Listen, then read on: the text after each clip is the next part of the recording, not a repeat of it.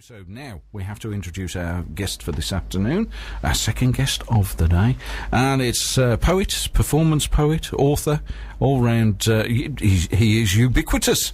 It's Mr. Paul Hayden. Hello. Good afternoon, Paul. How are you doing? I'm really well, thank you. Yeah, I'm really, really good, thank you. Yes, excellent. Now then, we've brought you along for a variety of reasons, not least of which is the launch of your latest book. Yep. So tell us a little bit about a little book of Bugbears. It's basically, my little book of Big Bugbears is all about, it's taking the negative things and saying, you know what, you can make a positive thing out of this. So It's everything that annoys me, which includes myself. Right. It's everything that annoys me. Okay. And it's just made into, it's a kind of mockery. Right. So with myself, it is silly little things. It's the fact that it's a nursery rhyme book, but I've got an incessant need to rhyme. So I have a rhyme about my incessant need to rhyme, and it's... Okay, well, you talk about an incessant need to rhyme. So I think you've just answered my first question, or partially anyway. What made you decide to become a poet? Was it a decision, or was it just an organic thing? I got into poetry and writing kind of by accident, really. It's my head teacher at the school that I went to was also my English teacher, and I wasn't always the most pleasant of students, and I ended up in detention, just with him. And he basically said, I want you to write a poem, a piece on regret. And I loved it. And all of a sudden, it was, it's like one detention just opened up this whole new world, and that's where it kind of stemmed from me, and I just excelled then forward in English and the passion for it. I loved it. Yeah. It's funny, isn't it, how often this sort of happens. You have a teacher at school that sort of introduces you to this sort of thing, and it the right teacher in the right place at the right time, and all of a sudden you've got a lifelong passion. It's wonderful, isn't it? It is. I mean, he was just... even by way of punishment, he was an inspiration. Right. And there you go. You can't say fairer than that, can you? Now, I mean, you've obviously we'll be fair. You're a very young-looking man, but you've left school a couple of years ago. Yeah, didn't you? I'm 30. Oh, 30. Good grief. It doesn't look a day over 29. We're now, but so. You've been writing poetry throughout that time, have you? I mean, obviously, there's things that go on in life, aren't there? So, I started off when I really got back into it after getting into work and the rat race that we all have to do. Yeah. When I got back into it, it was basically through internet and social networks of meeting other writers, and then I was having poetry and pieces published online, and I was pushing them out that way, and then I realised that actually this is great, and I've got people who want to read more, and that's when I decided to put as much as I could together to make this first book. Right. And then, as I say, it was published, it was possibly about three or 4 weeks ago, was when it first properly came out, and it's just been brilliant ever since. Okay. Right, you're gonna hit us with a short poem before we go to the break, aren't you? I am, yeah. Yeah, okay, take it away. This piece is called The Chomper. Right. To consume your food is a given need, that I cannot deny. But to see the contents while you feed makes me wonder why. You make that slapping, chomping sound as the food moves round your mouth. It's near the front now, and it's bound to fall out and head south. I ask one thing now, please, just close your gob. I'm trying to eat too, and it's not like I'm a kind of snob. But at least I've learnt to chew. And that's the chomper. There you go. Now, we've all met him. And if you haven't, that's because you're the chomper. Oh, dear. Excellent stuff. Now, if you've got any questions, comments, queries, anything you'd like to say, then by all means, you can get in touch with us this afternoon, 82 1025. Email us, studio@thebridgeradio.net, or you can text us, text the word bridge, leave a space, type your message, and send it to 07716 711 744. Will you text a charge at a standard rate? We've got Juliana Joya. About you now. We're talking to Paul Hayden, and who is a local poet, performance poet. Now you've performed, and you will be performing again at the Bridge North Music Festival, Music and Arts Festival. I should give it its right name here. Music and Arts Festival this year. That's taking place in August. Yep. So tell us a little bit about that. Obviously, performing live in front of an audience is an interesting concept. It is. It's nerve-wracking, and it's. I think we all get. There's about 5 of us who are going to be doing it, and we all get about a 20-minute slot to again talk about it and to perform some poetry. Right. But given the fact that they were saying that there's a hefty crowd interested in coming, kind of, it's nerve-wracking, but I'm really, it's going to be really exciting. Yeah. I can't wait. Yeah. Is this something you've done before, Paul, or is this? Not really. I mean, as I say, this is like the beginning of my journey. Yeah. So this will be like my first real stand up there and really kind of belt it out and see how people kind of take to it. Yeah. So yeah, it's a first, but I can't wait. Yeah. It's one of those things that we were talking about, comfort zones and moving outside your comfort zone. There's not much poetry does bare the soul a little bit, doesn't it? It's one of those forms of writing where you're putting yourself on the line really a little bit, aren't you? And have you got? We'll talk about the process of writing, but presumably then at some point you developed a passion for poetry. Are there other poets that have influenced you or that you enjoy along the journey? I think when I was younger, because I was a huge Roald Dahl fan. Right, okay. And it was the Revolting Rhymes book that really stood out for me, and also some Spike Milligan as well. Yes, Holes in the Sky. Yeah, and I like that kind of, they weren't overly, serious about what they were doing, and that was another reason why I love Roald Dahl, because his writing, his books took you to great places that were kind of in the strangest recesses of his mind, and I loved all that, and that was what stood out for me. Yeah. So I mean, when we're looking at your own poetry, I mean, do you detect influences there, or is that, or do you try and? I mean, some people actually consciously try and get rid of all the sort of outside influences, as it were. But do you take them on board and sort of run with them and play with them? Yeah, I mean, a few bits. I mean, when I was writing this book, there was a few bits and bobs that I was thinking, is this similar to such and such? Right, I had to go back and kind of go, I'm not too sure. But in a strange way, I was kind of like, is it a nod of the head? Is it a kind of... Yeah, an homage. Yes, indeed. Yes. So, in some respects, possibly, on my... as my book goes on, there's a more serious side.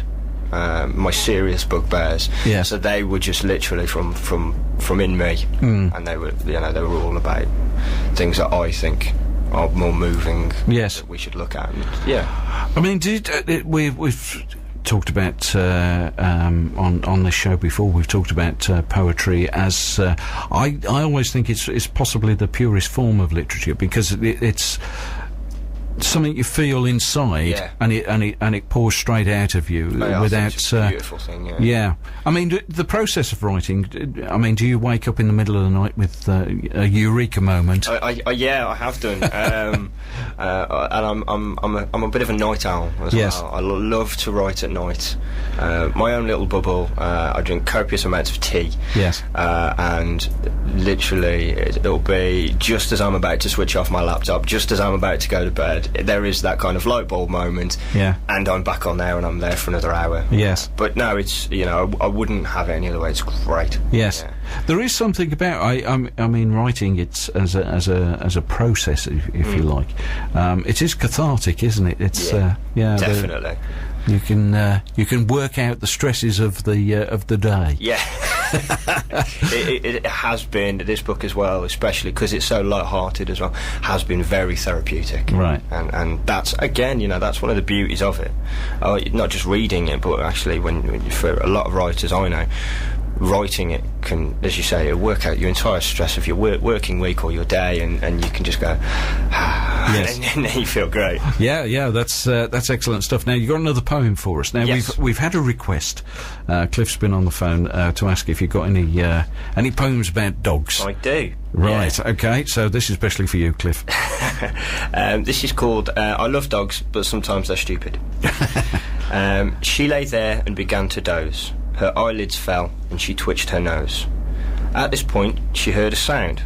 Her ears went up and she looked around. And from the corner of her eye, a movement, and she wondered why. What she spied began to shake. Behind me is a great big snake. She bared her teeth and spun to face nothing but an empty space. Where the heck has that thing hid? Did I scare it off? I bet I did. She was proud, this silly mutt, but then turns to see it's on my butt. The thing is stuck right on my back. The only thing to do, attack. She dived for it, but then it proved a slippery fiend because it moved. She spun around to catch her foe. She spun fast, she spun slow. One final spin, she thought, that's it. I've got this thing, and so she bit. But then the dog began to wail, because she just bit her own tail. There you go. And it's sad but true as well. I hope my dog's listening at home. That sort of thing she does all the time. It's interesting. I guess that I mean, we've talked about the catharsis, but it's also about observation, isn't it? And about picking up on the world around you and translating that into something. When it comes to rhyming, we've again, you know, I mean, there's lots of poetry out there. What do not rhyme? But you've said right at the beginning of the interview that that sort of rhyming things is something that you enjoy, and you like the playing with words business. I think that with when I was rhyming, it takes you back to that childhood nursery rhyme thing, and I think that sometimes, you know, we as adults can take things a little bit too seriously, whereas children are much cooler than we can be. Yeah. And that's what I wanted for this book. It was just, rhyming did come quite naturally for me. And then I thought, you know, nursery rhymes, and there's books for children all over the place. I think it's time us adults had one, and to just kind of, you know, take a step back and smile. Yeah. Sounds fair enough to me. Okay, we're going to have another break now. We've got the searchers coming up after these messages. Now, we are chatting to Paul Hayden, and we've talked about, now, tell us a little bit about the sort of process of writing. You've talked about the fact that you like to write at night, which I always find fascinating. The number of writers that do that, sort of, I don't know what it is about darkness. We hang upside down in wardrobes eating white mice during the daytime or something. But there is something about the, now, do you suffer with the terror of the blank page, Paul? This is the thing. I have done, yeah. It's so frustrating. You just sit there and you're kind of willing it, you know, and I've found the best thing I can do, it goes back to my tea drinking, is I just simply step away from my page. Sometimes so much so that I've switched the laptop off, but then I will go and I will just kind of take a moment, have a cup of tea, just kind of chill. But the reason for night time is it's so peaceful. I love it, and I'm sat next to, you know, just a jarred open window, and it's stupidly peaceful. I love it. Yeah. No hustle and bustle. Yes. Yeah, it's interesting though. I do find it fascinating how different writers have different ways of going about things. So it's always, and I think it's how long is a piece of string really, because everybody's got different ways of doing it. But it's fascinating to listen to. Now you got another poem for us, have you? I have. Yeah. So I think we ought to have another poem. It's that's what we're here for. We want to hear as much poetry as possible. I'm going to go with a bit more of a serious one. Oh, right, on this one. This one's called One Shot. You get one crack of the whip, don't waste it. Life's a full-on meal, so taste it. It's scary, I know, but just face it. Walk your life's path, please don't race it. Believe in yourself, you can make it. Be all you can be, don't fake it. Crack the whip yourself, you can do it. Trust what I say, I've been through it. There you go. That's now I read somewhere I read somewhere when I was doing a bit of research on you, somebody had written somewhere that he's got a serious side. He can't remember where he left it, and that obviously that gives the lie to that particular statement. Yeah. Do you think? I mean, you obviously you enjoy the light-hearted approach to your poetry and that sort of thing. Do you is that the way that you want to go? Because I know that you're involved. Again, we come back to the Bridgenorth Music and Arts Festival, because I know that you're involved in the stand-up as well. I am, yeah. We're doing the workshops at the minute. But it was speaking with a friend that we both know, Simon Golding. Yes, good afternoon, Simon. Hope you're doing well. Indeed, and he kind of mentioned it to me. I went across for the first meeting, which was just to kind of get together to see what we were going to do with it, and then it wasn't till the first workshop that it really just sparked. It was fantastic. It wasn't until people actually decided, right, enough talk, let's get up and have a go. And I was the first one out of my seat, with a bit of push from a couple of friends. I got up, and it's such a buzz. Yes. And we're working we're doing the workshops at the minute, and then we're working up to doing some kind of warm-up gigs around the pubs in Bridgenorth, up to the big. I think we're doing it in front of about 200 people, I think, at the Castle Hall in Bridgenorth. Yeah. So, yeah, we're kind of easing ourselves in for that. But, yeah, I mean, it was an amazing buzz. Yes. Especially when people laughed. Yes. But, yeah, so that's great. But I do look at the comedy of things. But with my poem that I just read, I do think that, we're all very lucky. Yes, indeed. And... yes, I like to mock things and play with things and so on and so forth, but also kind of be grateful and kind of enjoy what you've got, and if you can make it better, please, do. Yes. Yeah.